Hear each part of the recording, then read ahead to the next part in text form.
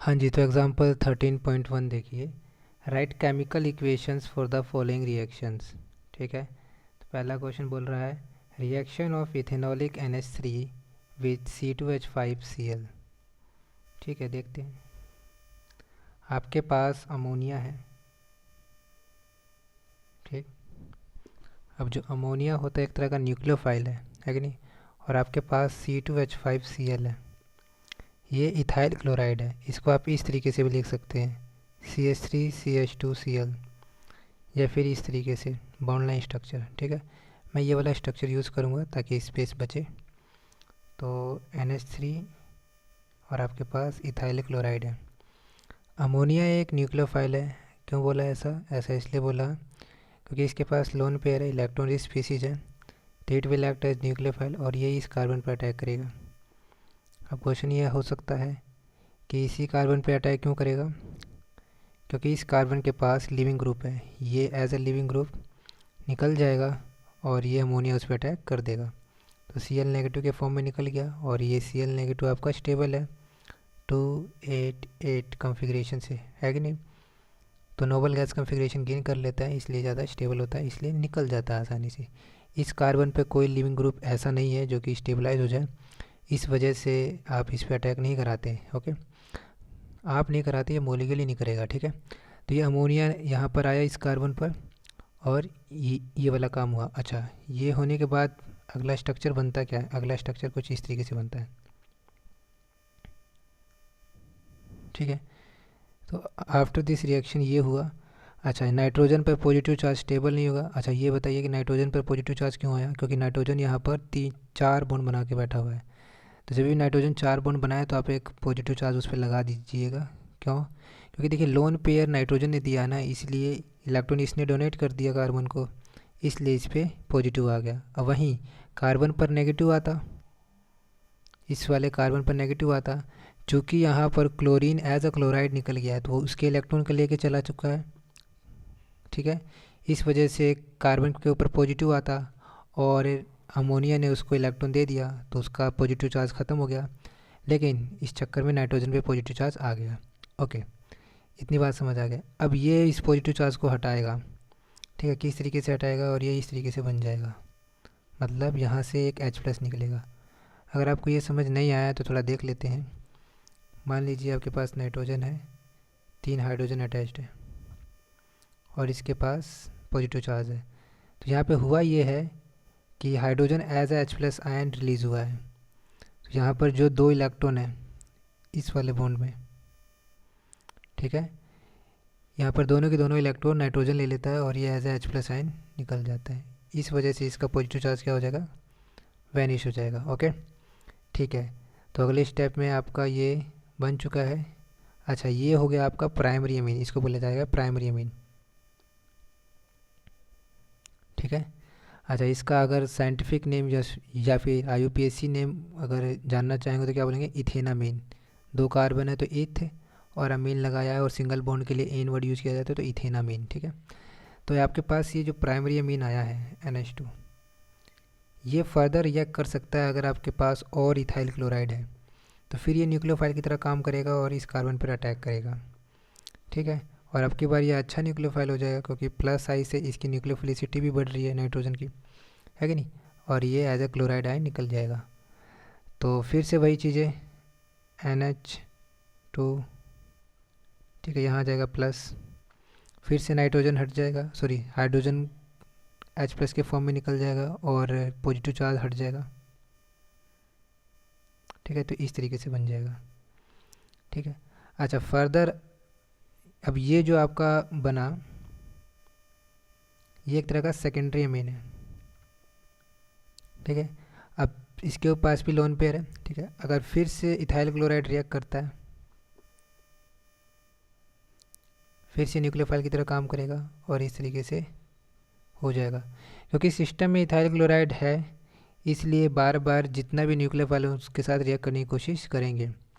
Okay, जब ये होगा तो अगला स्टेप आपको पता ही है। ठीक है, फिर से पॉजिटिव चार्ज हटा दीजिए। देखो चिड़िया जैसा कुछ लग रहा है ना? ओके, तो ये बन जाएगा। अब ये जो बना है ये आपका है टर्शरी अमीन। कौन सा अमीन है? टर्शरी अमीन। अच्छा, प्राइमरी अमीन सेकेंडरी अमीन देखने का तरीका यही रहेगा।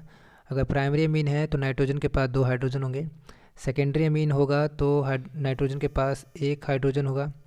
अगर टर्शरी अमीन है तो नाइट्रोजन के पास 1 भी हाइड्रोजन आपको दिखाई नहीं देगा, है कि नहीं? ओके, अब ये जो टर्शरी अमीन आपका बना है ये फर्दर रिएक्ट कर सकता है इथाइल क्लोराइड के साथ, ठीक है। और अब की बार बनाएगा क्वाटरनरी अमीन बन जाएगा। फिर से वही बात है। अच्छा, अब की बार जो नाइट्रोजन पे पॉजिटिव चार्ज आएगा वो रेड ऑफ नहीं हो पाएगा, वो ख़त्म नहीं हो पाएगा। क्यों नहीं हो पाएगा? क्योंकि हाइड्रोजन निकलने के लिए है ही नहीं कोई। तो जो Cl नेगेटिव निकला था यहाँ पर उसको आप एज इट इज़ ऐसे रख देंगे। तो इस तरीके से क्वाटरनरी अमोनियम सॉल्ट, इस तरीके से कह सकते हो, क्वाटरनरी अमीन है ये, ठीक है, उसका सॉल्ट आपने ये बनाया है, ठीक। तो इस तरीके से ये रिएक्शन कंप्लीट होगी। अच्छा, सेकंड जो क्वेश्चन था उसको भी देख लेते हैं। सेकंड क्वेश्चन में बोला गया है ammonolysis of benzyl chloride. Okay, ammonolysis करना है बेंजाइल क्लोराइड का, तो आपको पता होना चाहिए बेंजाइल क्लोराइड क्या है, एक बात। फिर आगे बोला reaction of amine so formed with 2 moles of CH3Cl। तो जो भी आपका इस प्रोसेस से, पहले वाले प्रोसेस से, अमोनोलिसिस ऑफ बेंजाइल क्लोराइड से जो अमीन बनेगा उसका आपको 2 मोल CH3Cl के साथ रिएक्ट कराना है। चलिए देखते हैं। तो आपके पास बेंजाइल क्लोराइड, आपको पता होना चाहिए बेंजाइल क्लोराइड क्या है। एक मिनट, हाँ ठीक है, बेंजाइल क्लोराइड आपका ये होता है, ठीक। आपको इसके अमोनोलिसिस कराना है, तो अमोनोलिसिस का मतलब अमोनिया के साथ रिएक्शन ही कराना है, ठीक है। तो ये अमोनिया रिएक्ट करा रहे हैं जैसे पहले किया था इथाइल क्लोराइड के साथ, ठीक है। फिर से यहाँ पे वही वाली बात है, ये एज ए न्यूक्लियोफाइल काम करेगा, ठीक है। ये इस पे अटैक करेगा, ये चला जाएगा, वही सारी बातें होंगी। तो बनेगा क्या? इस तरीके से आपका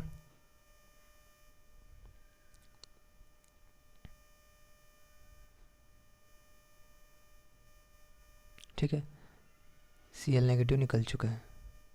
ओके, अब ये फिर से अपना एक हाइड्रोजन निकाल देगा नाइट्रोजन, ताकि इस पे पॉजिटिव चार्ज हट सके इससे, ठीक है। इस तरीके से आपका ये अमीन बन गया। अब ये जो अमीन है, ये जो अमीन हम लोगों ने बनाया, ये एक तरह का प्राइमरी अमीन है, ठीक है। और ये न्यूक्लियोफाइल की तरह काम कर सकता है। और आगे क्वेश्चन बोला गया था कि 2 मोल आपको CH3Cl के साथ रिएक्ट कराना है। Cl था शायद, हाँ। अगर यहाँ पे I भी होता तो भी हो जाता, ठीक है।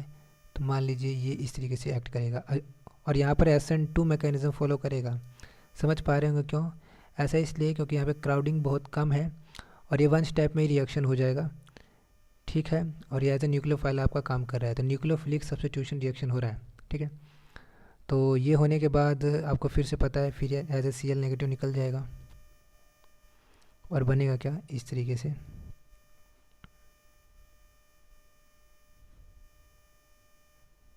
ठीक है। आप लिखना चाहे लिख लीजिए, ठीक है। इस तरीके से CH3 और यहाँ आ जाएगा पॉजिटिव। फिर से भाई H+ निकल जाएगा तो क्या बनेगा? H+ निकलने के बाद नाइट्रोजन से आप H+ निकाल दीजिए,